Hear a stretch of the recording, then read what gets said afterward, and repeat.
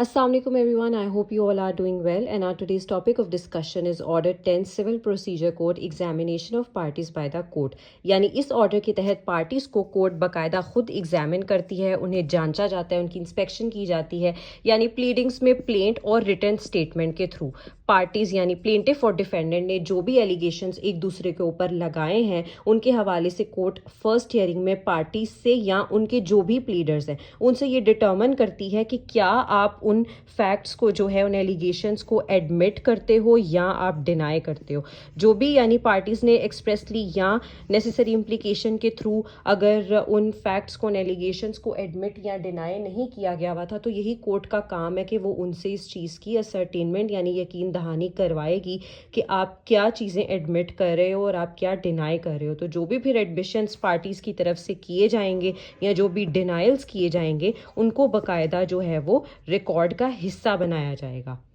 Order 10 rule 1A के तहत court parties के एडमिशंस और डिनाइल्स को रिकॉर्ड करने के बाद रूल 1A के तहत कोई भी ऐसा लॉफुल प्रोसीजर अडॉप्ट कर सकती है जो CPC से इनकंसिस्टेंट नहीं होना चाहिए. उसके बाद वो कोई प्रिलिमिनरी प्रोसीडिंग्स कंडक्ट कर सकती है और ऐसे ऑर्डर्स भी इशू कर सकती है कि जिसके तहत जो है केस के जो प्रोसेस है जो केस का प्रोसेस है उसको एक्सपेडाइट यानी स्पीडी किया जा सके. उसके बाद वो पार्टीज के कंसेंट के साथ विटनेसेस को एग्जामिन करने के लिए जो है वो कमीशन अपॉइंट कर सकती है. यानी कि अगर कोई पार्टीज जो है वो अपने केस के हवाले से विटनेसेस को प्रेजेंट करना चाहते हैं तो उनकी एग्जामिनेशन के हवाले से जो है कोई अगर वो चाह रही हैं कि कमीशन कोई नुमाइंदा जो है वो अपॉइंट किया जाए तो वो भी कोर्ट जो है अपॉइंट कर सकता है और डॉक्यूमेंट्स को भी एडमिट कर सकता है जो भी अगर कोर्ट में किसी हवाले से जो है वो पार्टीज प्रेजेंट करना चाह रही हैं या ट्रायल के हवाले से जो भी अगर उसको नेसेसरी इंपॉर्टेंट स्टेप्स लगते हैं तो वो कोर्ट उस हवाले से ऑर्डर्स इशू कर सकती है. उसके बाद कोर्ट पार्टीज के ही कंसेंट के साथ अगर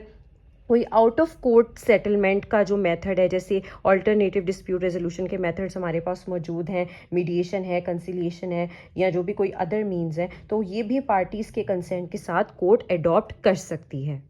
रूल 2 बात करता है oral examination of the party और कंपेनियन ऑफ पार्टी. यानी कि कोर्ट फर्स्ट हियरिंग में या बाद में होने वाली किसी सब्सिक्वेंट हियरिंग में भी या तो पार्टी से या अगर पार्टी को किसी शख्स ने अकम्पनी किया हुआ है यानी कोई कंपेनियन है जो कि खुद तो उस मैटर में डायरेक्टली इन्वॉल्व नहीं है, वो पार्टी टू द सूट तो नहीं है लेकिन या तो उसने पार्टी को अकम्पनी किया हुआ है या पार्टी का जो प्लीडर है, पार्टी का जो काउंसिल है उसको अकम्पनी किया हुआ है, तो किसी भी मटीरियल क्वेश्चन यानी इंपॉर्टेंट क्वेश्चन के हवाले से कोर्ट जो है उसको ऑरली एग्जामिन कर सकती है. उसके अलावा अगर दूसरी पार्टी कोई किसी किस्म का सजेशन देती है किसी क्वेश्चन के हवाले से तो उस क्वेश्चन के हवाले से भी कोर्ट उस शख्स को या उस पार्टी को एग्जामिन कर सकती है. रूल 3 बात करता है substance of the examination to be written. यानी कि जो भी पार्टीज़ को एग्जामिन किया गया है, पार्टीज़ को, प्लीडर्स को या जो भी उनसे रेलेवेंट पर्सनस थे जिन्होंने उन्हें अकम्पनी किया हुआ था, तो एग्जामिनेशन से रिलेटेड जो भी सब्सटेंस यानी जो भी मटेरियल है उसको जो जज है वो रिटन फॉर्म में लिखेगा एंड देन अल्टीमेटली उस सारे जो सब्सटेंस है उसको रिकॉर्ड का हिस्सा बनाया जाएगा. उसको रिकॉर्ड करके उसको जो है बाकायदा फाइल में एंटर किया जाएगा.